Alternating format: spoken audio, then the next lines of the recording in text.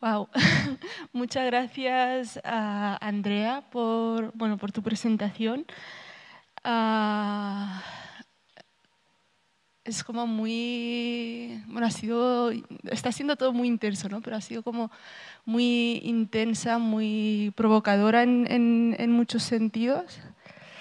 Se me hace un poco difícil hacer algún comentario, alguna pregunta sin tener como la sensación de estarte traicionando.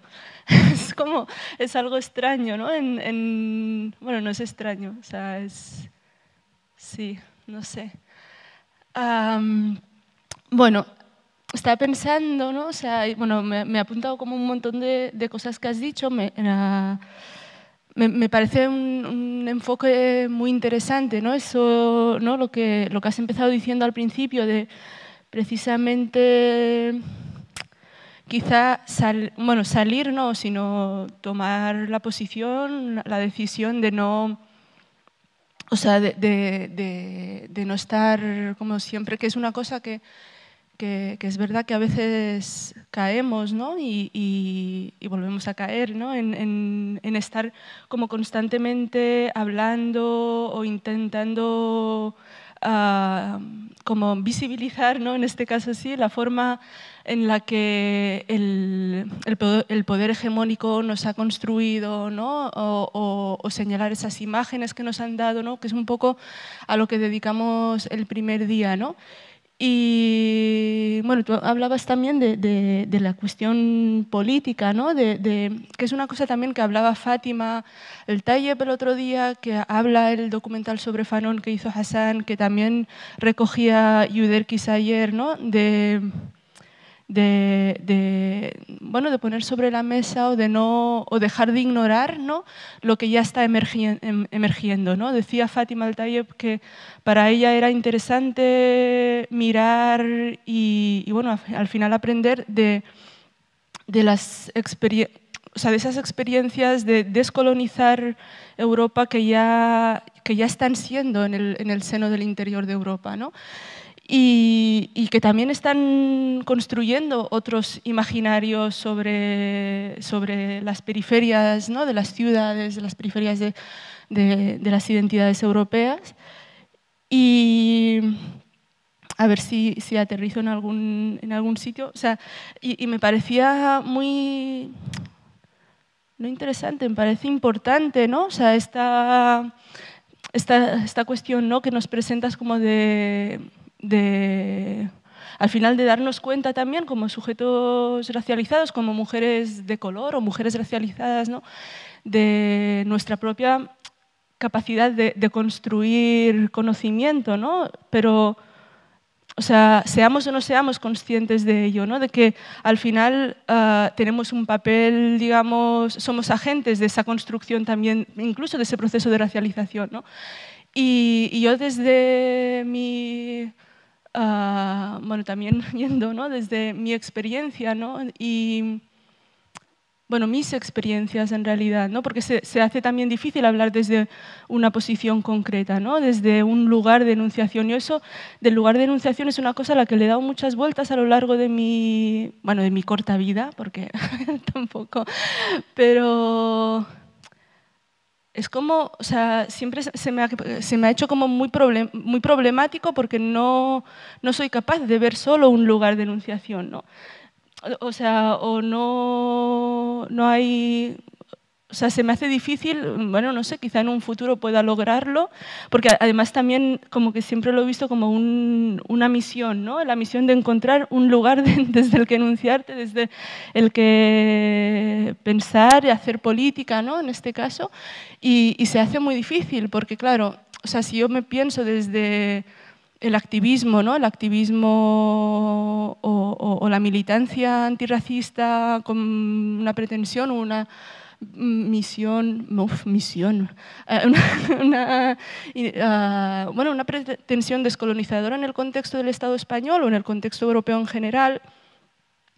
Claro, hay una cosa que últimamente le he dado muchas vueltas y sobre lo que, bueno, quería quizás que hablases un poco también de sobre la incapacidad, no sé si es incapacidad, quizá estoy siendo muy dura también con nosotras mismas, de imaginar, ¿no? Imaginar políticamente más allá de lo que se nos ha dado, ¿no? Porque, por ejemplo, ¿no? Si nos centramos en el movimiento antirracista o en el movimiento feminista o los movimientos de mujeres migrantes o mujeres de color aquí en el contexto español, creo que sí nos hemos situado mucho y está bien y me parece algo necesario en ese estadio, digamos, no sé si es un estadio tampoco, porque ves que como que estoy hablando todo el rato en el propio lenguaje del colonizador, ¿no?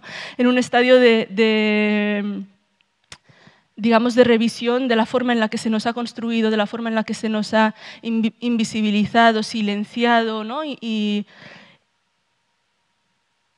después, al final del día, es como, vale, o sea, todo ese, o sea, toda esa crítica muchas veces tiene como una contraparte que es, que, bueno, al menos yo lo he sentido, que es como que mimba, ¿no? O nos quita capacidad de imaginar, ¿no? Capacidad también de construir más allá de, o sea, más allá de lo que se nos ha dado, ¿no? Y ahí me lleva a otro lugar de enunciación, también se hablo desde mi propia experiencia, un lugar de, o sea, pensando, ¿no? En lo que nos has planteado, en lo que nos has presentado sobre Silvia Rivera Cusicanqui, ¿no? Que es, o sea, si yo tuviese que volver, por ejemplo, hoy, ¿no? A a la forma de conocer o la forma de construir conocimiento, la forma de entender el mundo, la forma de vivir el mundo de mi propio pueblo, ¿no? Que sería pues bueno, los pueblos imazigan rifeños del norte de Marruecos, ¿no? Que somos ruralidad, somos oralidad, somos se me hace una quimera realmente, ¿no? Como llegar a entender eso más allá de los ojos antropológicos, por ejemplo. Entonces, por eso también como, no sé si nos puedes como dar herramientas también como cómo acercarnos a esas realidades, bueno, a esas formas otras, sin estar reproduciendo, digamos, formas hegemónicas, ¿no? Porque el antropólogo ha ido históricamente, ¿no? Por ejemplo, al norte de Marruecos, ha explicado el norte de Marruecos, ha explicado sus gentes, ha explicado sus culturas, o aquí en el contexto sevillano, el antropólogo, el artista, el comisario, etcétera, ha ido tradicionalmente a recoger esas formas tradicionales de conocer, esas formas tradicionales de pensar. Entonces, se me hace como difícil trazar no sé si hay que trazar una línea, ¿no? Pero saber diferenciar entre ese acto antropológico, que también tiene mucho que ver con el colonialismo, y esa otra forma ¿no? que propones de acercarse a esas otras formas de hacer que supongan, digamos, una transformación política, un desmantelar el orden o un poner, no sé, poner en duda al menos las hegemonías, ¿no? O sea, se me hace como difícil de imaginar al final. No sé si me he explicado un poco porque tiendo a la divagación.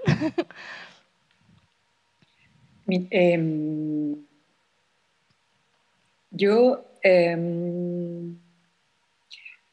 una vez en un encuentro que había justamente sobre, bueno, producciones del paisaje y producciones, diría, bueno, distintas perspectivas de cómo se territorializa o cómo se construye la misma idea de paisaje o de mapa, de cartografía. Estábamos en un encuentro y había una artista, una reconocida artista latinoamericana, que reconocida además por ser antirracista, antipatriarcal, anticolonial, anti, todos estos anti, y partió su intervención haciendo una pregunta. Y nos pedía que de las personas que estábamos allí, que levantáramos la mano todas aquellas personas que éramos migrantes. Y a mí me pareció tan violenta esta pregunta, porque creo que el primer gesto colonial, racial, o lo que está en el corazón de la lógica de la colonización, tiene que ver con la identificación, con la estabilización y con decir como que nosotros tenemos un lugar, ¿no? Como fijar a unos lugares específicos. Y un poco la intervención que yo quería hacer, pero no digo que haya una forma, por supuesto, porque sería una vez más caer creo yo, en esa lógica. Me interesan mucho las lógicas de cómo se construye lo racial, las lógicas de cómo se construye la idea del otro, las lógicas de cómo se construye la periferia, las lógicas de cómo, las lógicas, ¿no? Las maneras de. Y yo creo que la primera manera de intentar decolonizarnos pasa por instituir otras comunidades de práctica. Y esas comunidades de práctica muchas veces no pasan por nombrarnos a nosotros mismas como subalternas, ¿no? Sino que pasan por disputar en ese terreno, ¿no? El lugar que nos pertenece, hacer como si nos lo tuviésemos. No lo tenemos, pero así como Rosa Parks en un momento va y se sienta en un autobús, en el primer asiento, en un autobús que se supone que no le correspondía ese asiento, es el movimiento de un lugar, ¿no? Es el desplazamiento, es poner el cuerpo en esos lugares donde no se nos espera. Y esos lugares donde no se nos espera es no necesariamente, no sé, lo que yo veo cuando estuve mi tiempo estudiando en París o en esos distintos lugares de centros de producción del conocimiento, es como, sí, me interesa si tú vas a hablar como diríamos, de tu singularidad, si nos cuentas y nos devuelves la imagen que tenemos de esa imagen de Latinoamérica, pero no si quieres discutir conmigo de tú a tú sobre un filósofo o una filósofa francesa, porque es como que no estás autorizado para eso. Entonces yo creo que tenemos que autorizarnos, primero, a hablar sobre lo que queramos, sobre lo que ese querer, por supuesto, es muy complejo, y ocupar esos lugares que se supone que no nos pertenecen, ¿no? Pero diría que esta comunidad de prácticas, o lo que a mí me interesa y que yo creo que tiene que ver con ir abriendo este espacio de imaginación, como dices, yo creo que efectivamente es un espacio que no está ahí dado disponible esperándonos, sino que tenemos que crearlo, tenemos que criarlo, y eso requiere una fuerza, un ejercicio, un estar, ¿no? Pero yo creo que en reincorporar esto, no sé, yo comparto gestos modestos, por favor, no como ejemplares, digo, es lo que yo hago, pero yo, por ejemplo, como dice la María Salgado, no el yo así erguido de la modernidad, sino un yo muy diluido, muy frágil y muy cosido, con muchas grietas a partir de las comunidades en las que me inscribo. Y yo me acuerdo un artículo que les compartía que me lo pidieron justo en plena pandemia en Chile, que me costaba mucho poder escribir sobre el movimiento de transformación social que estaba aconteciendo y menos sobre la pandemia, y que yo lo titulaba así, sobre la posibilidad de una imaginación política. Partía así también: llueve en Valparaíso, la gente quiere huir pero no puede, la gente quiere cuidarse pero no puede, la gente quiere comer pero no puede, la gente sabe lo que necesita pero no puede. Empezar a torcer la imagen, ¿no? No es que la gente no sepa, no es que la gente sabe, no puede, no porque no sepa hacerlo, sino que porque su ecología productiva le asfixia. Llueve en Valparaíso, la gente se organiza, las ollas comunes y el abastecimiento popular se multiplican, espacios de autogestión y cuidado autonomía ante las nefastas políticas públicas, sociales y sanitarias que se llevan a cabo desde el gobierno en esta época de pandemia, pero que se vienen arrastrando hace muchos años. Se levantan saberes populares, formas organizativas que hacen escuela y crecen de manera orgánica las poblaciones. Son saberes periféricos que no pretenden ubicar ninguna centralidad. Yo no he estado en Valparaíso, escribo de oídas con el pálpito de los recuerdos porque no puedo volver a casa. Entonces, de alguna manera, yo lo que me estaba interrogando ahí cuando decía que escribía por testimonios visuales, por una suerte de memoria aérea, por esa herida sensible en torno a la que me tejo, es una manera es decir, para mí esto también es hacer filosofía. Hay alguien que me diría, no, eso es literatura, eso es poesía. Y en esa indeterminación es donde creo que está nuestro margen. No tenemos que hacer ni como el arqueólogo, ni como el antropólogo, ni como... Son formas que tenemos que inventar probablemente. Y esa invención nunca es totalmente nueva, siempre es en diálogo con nuestra historia, con nuestra memoria, con nuestros recuerdos, pero sobre todo yo como que creo, no sé, la Lucía Gaña, que es una artista chilena que reside aquí en Barcelona, tiene un proyecto interesantísimo que se llama Desclasificación Bibliográfica, y hace una práctica ritual que yo cuando la había visto, confieso que la subestimaba. Y ella localiza en el mapa los lugares muy específicos de la mayor parte de la literatura que leemos, que citamos, digo, filosofía o literatura de pensamiento, ¿no? Pensamiento crítico. Y cómo está focalizado como en una parte ínfima todo el mapa, ¿no? Y ella, desde hace algunos años, decidió no leer más a hombres blancos, eurocéntricos, bueno, del norte, no los lee directamente, o si les lee indirectamente, pasados por otra, me parece interesantísimo. Pero además hace una práctica que es como una práctica ritual, que yo nunca había valorado su potencia hasta que estuve en una de sus performances, que es con un taladro perforar libros, no sé, como no sé, de Hegel, de, no sé, la crítica de la razón pura de Kant, o sea, como estos libros que se nos han propuesto como los emblemas de la razón de las luces y de cómo se elabora el conocimiento y el discurso. Y en la performance en la que yo estuve era el discurso del método de Descartes. Bueno, lo tengo aquí, lástima que no tenía la imagen para mostrarles, agujereado. Y es una cosa verdaderamente muy impresionante, primero coger el taladro con el peso que tiene y agujerear ese libro, que aunque no lo hayamos leído, ha organizado nuestro mundo, ha organizado nuestra vida de una manera insospechada, de que lo tenemos como mucho más incorporado, encuerpado o acuerpado, como decías, de lo que creemos. Incluso salía humo, ¿no? Pasan cosas así como un poco de realismo mágico, como se gusta ubicar a García Márquez o a otra, ¿no? O sea, quiero decir, estas prácticas de recuperación, o lo que hace mismo Duen, recuperando otros imaginarios, no sé, aquí a lo mejor se puede ver una partecita de sus dibujos, o poniendo una hamaca en el pleno centro, ¿no? de la imagen de la virreina en Barcelona, no sé, son prácticas que a lo mejor suenan modestas, que puede parecer ingenuo y naif creer que pueden hacer una transformación, pero justamente si Michel Foucault decía que la disciplina es una anatomía del detalle, que los modos en que el poder se ejerce a través de esos detalles, yo también creo en la potencia renovadora de otras energías que pueden generar los detalles, que pueden generar nuestros ejercicios de caminar la ciudad, de cantar por la ciudad, nuestros cantos, esos cantos que nos cantaban cuando nosotros éramos pequeñas o que oíamos a las vecinas, nuestros pequeños ritos, ¿no?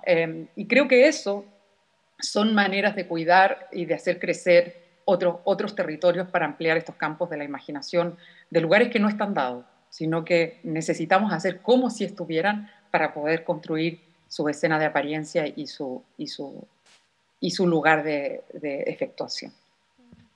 No sé, a lo mejor soy demasiado optimista, pero como decía Gramsci, el pesimismo es para tiempos peores. No, es genial, ¿no? O sea, aquí tengo el público, creo que tú no lo puedes ver, pero están así como con los ojos luminosos. Y no sé si hay alguien que quiera hacer alguna pregunta, alguna de las estudiantes. Miguel, sí. Hola Andrea, aquí Miguel Ángel, hemos hablado por teléfono varias veces. ¿Me escuchas? Yo no oigo. ¿Ahora sí? Quítate la mascarilla, Miguel. ¿Ahora sí me escuchas? Ahora sí. Soy Miguel Ángel, hemos hablado. Hola Miguel Ángel, encantada.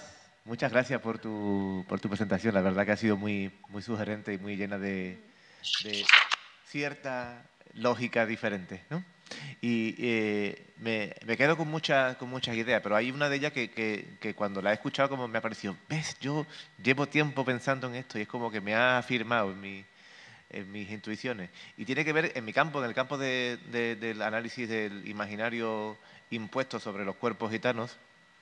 Tengo como la intuición de que una gran parte de ese imaginario, no solamente español, sino europeo o internacional, que empieza de forma obsesiva a compartirse desde mediados del siglo XVIII hasta prácticamente la actualidad, continuamente resignificado, pues tengo como la intuición de que ha servido, entre otras cosas, o sirve para un borrado de memoria, que tú has hecho mención a eso, ¿no?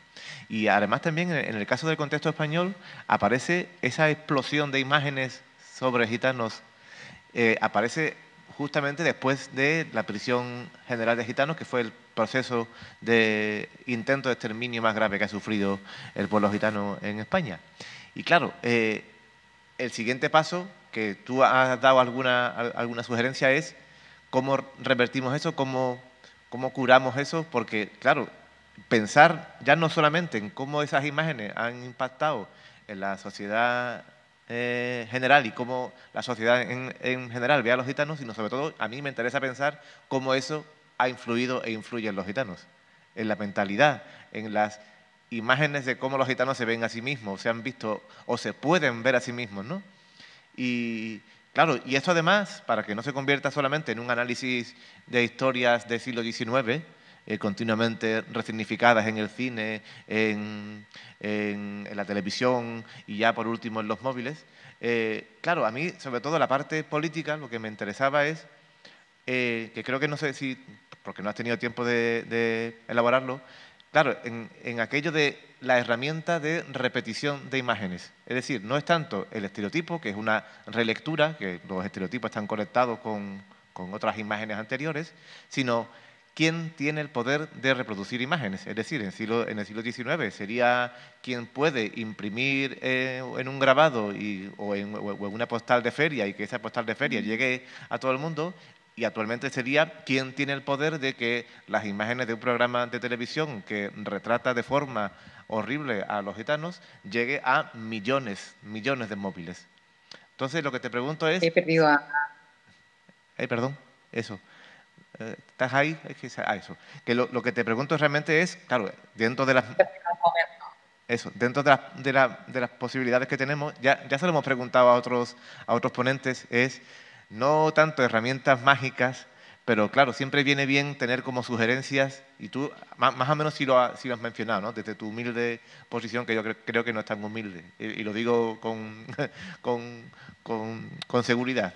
Es como, desde ¿qué formas podrías tú sugerir de cómo revertir esa obsesión de imágenes? Porque tú has hablado de la importancia de cuestionar la- la idea de la visibilidad, y yo a veces me digo que ojalá los gitanos hubiéramos sido invisibles en este país, porque entonces no estaríamos sujetos a esta continua ansiedad por parecernos o no a lo que se imagina sobre nosotros.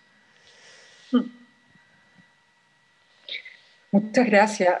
Sí, es muy compleja la cuestión de la evidente desproporción de los medios, ¿no? Aquí habría que introducir otra reflexión que tiene que ver precisamente con los procesos de mediatización y de los focos de-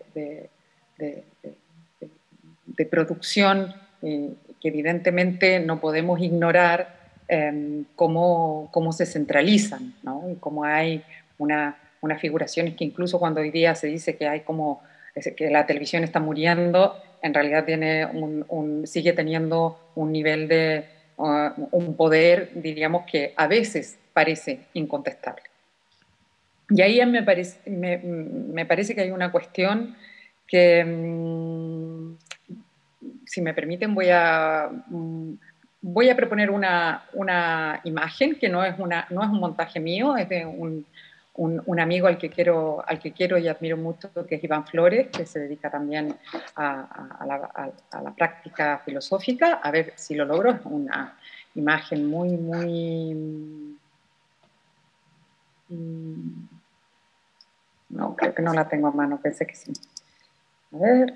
No, bueno, no importa. Luego si acaso lo comparto, pero me parecía muy interesante porque eh, hay algo que yo creo que como hay ciertas que cuando se mueve un régimen de creencia, se mueven justamente esas posibilidades, ¿no? ¿Cómo abrir una posibilidad? Esta es la gran pregunta, ¿cómo abrir una grieta? Y yo creo que no está ya en para mí pasa como por ejercicios micropolíticos, ¿no?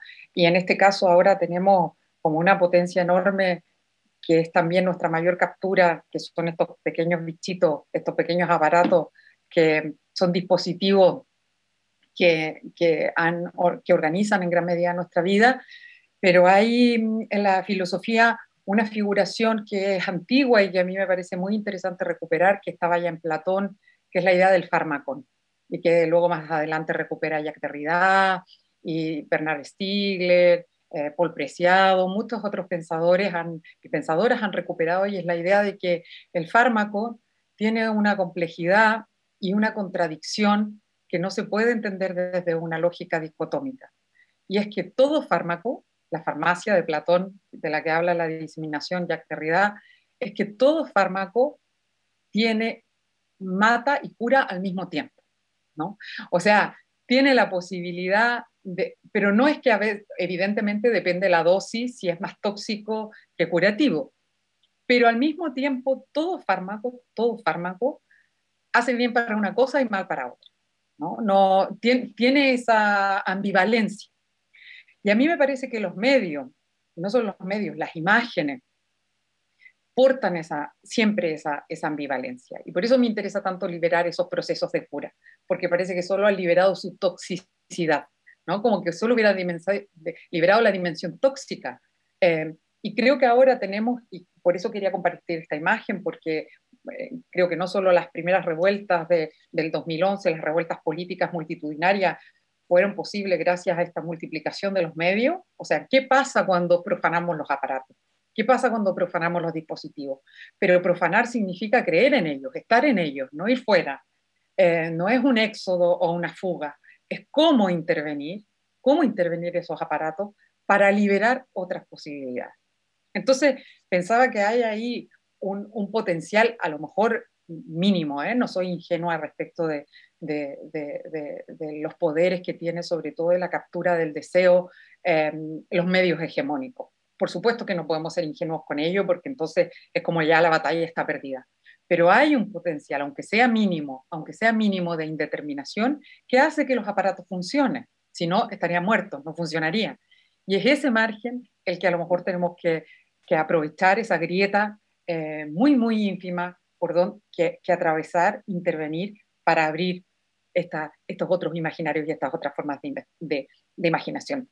En el movimiento social en Chile era cada vez que el presidente hacía un enunciado diciendo un discurso, aparecían enseguida cientos y cientos y cientos de pequeños vídeos desmontando, ¿no? Haciendo operaciones de desmontaje. Y por eso decía lo de es una escena contra otra. ¿No? A lo mejor la mayoría de las veces lo hemos opuesto como en términos de lo verdadero, lo falso, diríamos lo real, lo imaginario, como apartando las apariencias de nuestra vida. Yo insisto en afirmar una reivindicación de las apariencias, esta suerte de higiene espectral que ha hecho el pensamiento moderno y racional. Tenemos que volver a vivir con nuestros espectros, traer de nuevo nuestros imaginarios e insertar ¿no? en estos lugares de enunciación. Ahora a lo mejor suena demasiado abstracto, por eso quería compartirlo con esta imagen, pero hay como movimientos de imagen que se hicieron, ¿no? O esa idea de incluso esta performance que se hizo viral de el violador, ¿no? De un violador en tu camino, la culpable, o sea, de mover un régimen de creencia, en donde además la más interesante fueron cuando aparecieron las tesis seniors, ¿no? Que habían sido mujeres que habían sido casadas con sus violadores y que toda la vida habían vivido sintiéndose culpables además. Y de pronto se mueve un régimen de creencia, y dice, y la culpa no era mía, ¿no? O sea, imaginar eso, yo creo que imaginar, diríamos, esa, el mover esto que era una certeza, que se habitaba y que había adoptado ya, como decía Fernando Pessoa, ¿no? Como esa ropa cuando adopta la forma de nuestra piel, y que la entendemos casi como una naturaleza, mover, despercudir, por eso me gusta tanto la imagen de Cusicanqui, de despercudir, además que es una palabra que aquí no se usa, entonces la reivindico, despercudir, ¿eso qué significa? Entonces, activa también la necesidad de otra producción de conocimiento. Entonces aquí empiezan a aparecer una serie de colectivos de generación de imágenes que funcionan por Instagram, que diríamos que es una plataforma súper cooptada, o por otras redes sociales, y que empiezan a abrir un imaginario de la potencia, que es una potencia herida, una potencia frágil, no es la potencia capitalista del yo puedo lo que quiero, del empresario de sí, es una potencia, como dice Diego Stugar, en la ofensiva sensible, muy, muy compleja, es una potencia herida, muy herida. Pero a partir de ahí yo creo que tiene que ver justamente con un profanar y con intentar hacer que esos dispositivos de captura liberen aquello que han capturado. Genial, Andrea, muchas gracias. Creo que no sé si hay alguna intervención más, creo que no. Bueno, Jero quiere y Emilia también quieren intervenir.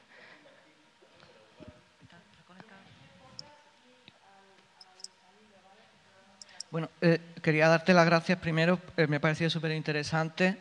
Yo cuando estudiaba en la universidad, yo estudié imagen y el problema con el que me enfrenté desde el primer momento es que todo estaba planteado desde el paradigma comunicativo. Y la facultad principalmente era de periodismo y publicidad, que estaba muy orientado pues, a esa finalidad comercial. Pero luego también estaba la parte de imagen. Como había otras escuelas de formación profesional de imagen, la universidad tenía que tener, según yo entendía, pues un campo de reflexión sobre los usos de la imagen en un paradigma que no fuera el comunicativo. Entonces, fue precisamente en la estética, en la filosofía del arte y también en la teoría del texto, que forma parte de la semiología, como separación dentro de los estudios de semiótica, que analizaba la experiencia estética desde este otro planteamiento, ¿no?, que tú decías y exponías también. Y eso me recordó también a la obra de Grusinski, de La guerra de las imágenes, de Cristóbal Colón a Blade Runner, cuando hablaba de los CEMIES, porque decía que esas experiencias no eran exactas ni parecidas a las que tenía el hombre occidental y que durante un tiempo, durante un periodo breve, pues la curiosidad por esos otros usos de la imagen, en principio hizo que, digamos, que no se aplastasen en un primer momento, sino que hubiese una especie como de curiosidad, más que nada la curiosidad. No llegaba a ser científica, pero bueno, él en el libro lo explica muy bien. En esos primeros viajes, pues estos CEMIES llegan a España también. Y claro, él decía que el problema era que como nosotros vivimos en una cultura verbocentrista o logocentrista, y ahí también me parece interesante lo que comentabas, pues que no podíamos ver realmente lo que era eso, sino que lo leíamos, terminábamos leyéndolo como fetiches o algo así. Claro, yo quería decir, y también con esto hilar con lo que estaba comentando Miguel Ángel, y con lo que tú has comentado, por supuesto, y lo que ha comentado Salma, que el tema es, una vez más, que hemos naturalizado un uso concreto de la imagen y creemos, los occidentales, por llamarlo así, que esto siempre ha sido igual aquí, pero igualmente ha sido distinto. O sea, a lo largo de la historia de la humanidad se han dado estos diferentes usos que, bueno, trayendo a colación un maestro que tuve que es semiólogo del texto, que es Luis Alonso García, que él trabajaba el tema del cine centrándose en lo que él llamaba auralidad, pero no auralidad desde el punto de vista del aura de Benjamin, sino tratando todo lo que tenía que ver con el registro sonoro, dentro de lo audiovisual, lo que tiene que ver con lo auditivo, pero más allá del paradigma comunicativo. Él decía que se habían dado edades en las imágenes. Entonces, él, por ejemplo, localizaba una edad primitiva donde la imagen, esta imagen prehistórica que vemos en las cuevas, era la huella de una acción que no pretendía en sí misma ser vista, que se hacían en lugares recónditos, a oscuras, y que tenía que ver con ese contacto entre la sangre o la tierra, la mano y la piedra. Después, una etapa que él llamaba de la edad antigua, que identificaba con un uso religioso de los iconos. Él ponía el ejemplo de cómo se tiene que dibujar un icono con un orden preestablecido, o la mirada, que la mirada de estos Cristos no te miran a ti, sino que te atraviesan. Y después ya se centraba en esa imagen, que es la que nosotros tenemos ahora todavía, porque estamos dentro de ese paradigma, que era la imagen que llama moderna, que es la del Renacimiento, que construye ese significante, significado, esa representación, que convierte en signo y que realmente, como tú dices, a pesar de la idea de que estamos sobrepasados de imágenes, realmente tenemos pocas, porque como bien decía, se repiten las mismas y porque además están atadas al lenguaje. Realmente la imagen se usa para decir una cosa que tiene que ver con lo verbal, ¿no? Y luego al final ya él colocaba como la imagen de registro, ¿no? El registro fotográfico, fonográfico, que de alguna forma era una emanación del referente, y cómo la contemporaneidad actualizaba todos estos diferentes usos.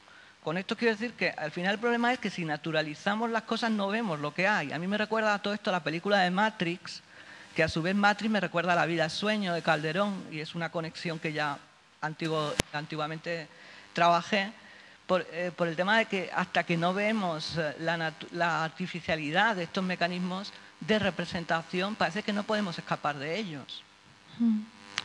Y bueno, solo era apuntar eso. Gracias, Jero.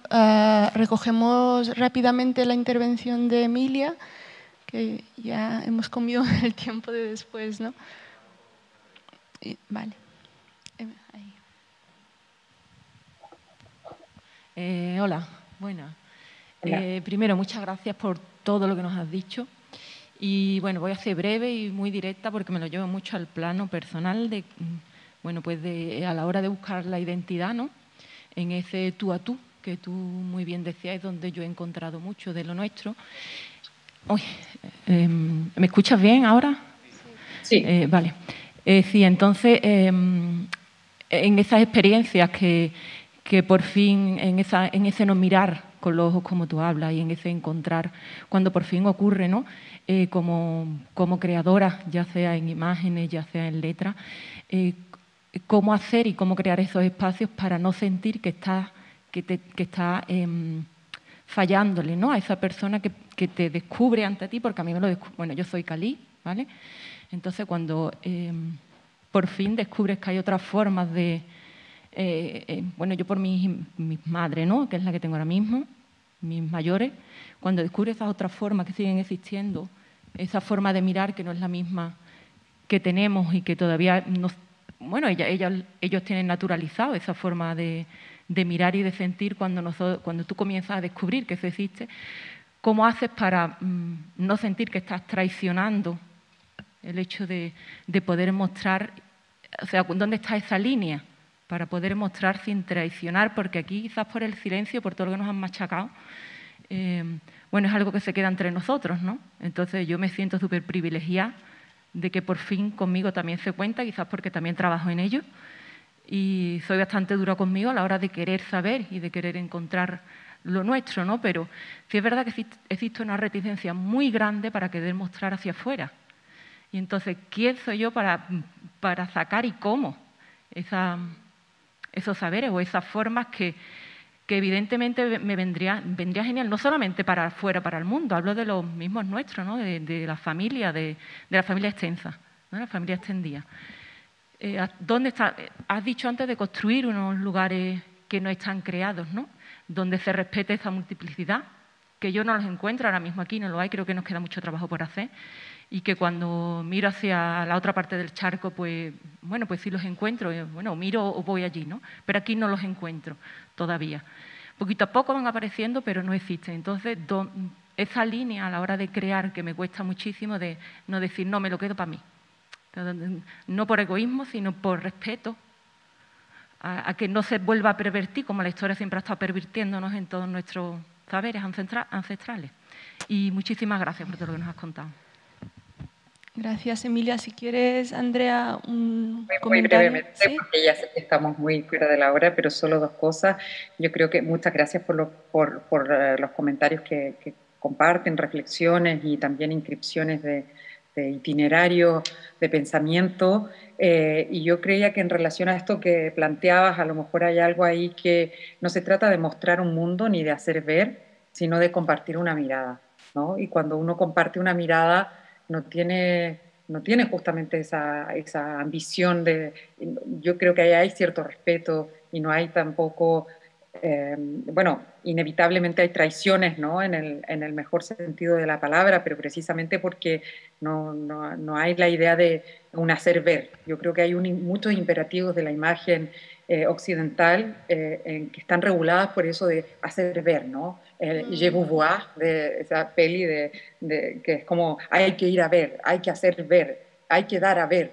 A lo mejor justamente el ver no tiene que ver tanto con eso. Y como muchas veces hacemos cartas visuales, ¿no? que son con cómo uno se inscribe, con cómo se ha dejado atravesar por ciertos relámpagos de imagen, dice Ticio, relámpagos de imagen que apuntan un sentido. Y nada, solo para finalizar, quizás puedo compartir la imagen que encontré, que tarda 10 segundos, si les parece, y a lo mejor es una buena manera de acabar con una imagen. Perfecto.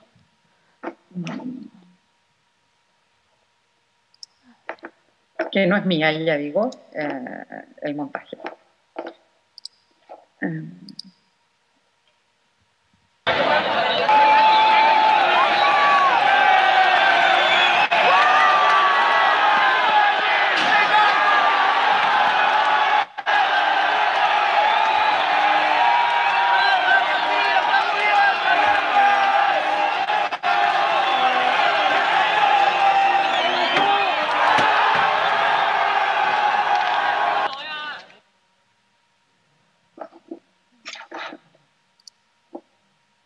Solo me parecía que estos dos gestos hacían juego, diríamos, con esta cierta potencia o lugar incontestable de importancia que tienen los símbolos en la organización de nuestra comunidad.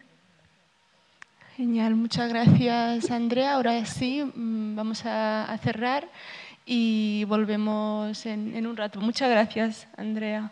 Un placer. Gracias.